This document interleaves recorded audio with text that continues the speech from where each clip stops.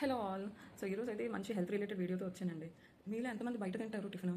Almost అందరూ ఈ మధ్యన బయటే తినడానికి ప్రిఫర్ చేస్తున్నారు. అంటే వర్కింగ్ ఉమెన్, బ్యాచులర్స్, కాలేజ్కి వెళ్ళేవాళ్ళు, స్కూల్కి వెళ్ళేవారు. దారిలో వెళ్ళేటప్పుడు ఏదో ఒక బడ్డీలోనో లేదంటే ఏదైనా షాప్లోనో టిఫిన్ తినేసి వెళ్ళిపోవడం మనకు ఒక అలవాటు అయిపోయింది. సో రీసెంట్గా బెంగళూరులో చేసిన ఒక సర్వేలో మీ అందరికీ తెలిసే ఉంటుంది. Basic tiffin, very healthy tiffin అనుకుంటాము ఇడ్లీలో కూడా చాలా క్యాన్సర్ కాసింగ్ ఏజెంట్స్ ఉన్నాయని వాళ్ళు ప్రూవ్ చేశారు.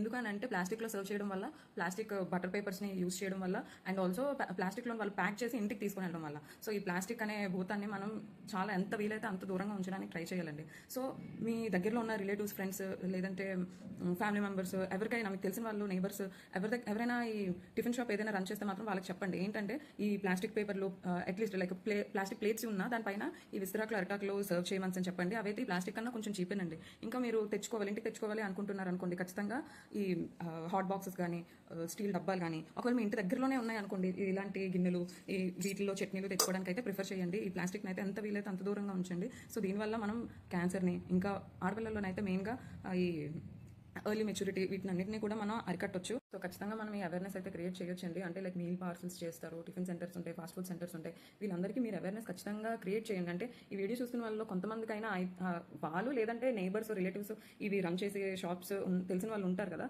సో ఖచ్చితంగా వాళ్ళకైతే వీడియో షేర్ చేయండి. ఈ ప్లాస్టిక్ అనేదాన్ని ఎంత వీలైతే అంత దూరంగా ఉంచడానికి ట్రై చేద్దాము.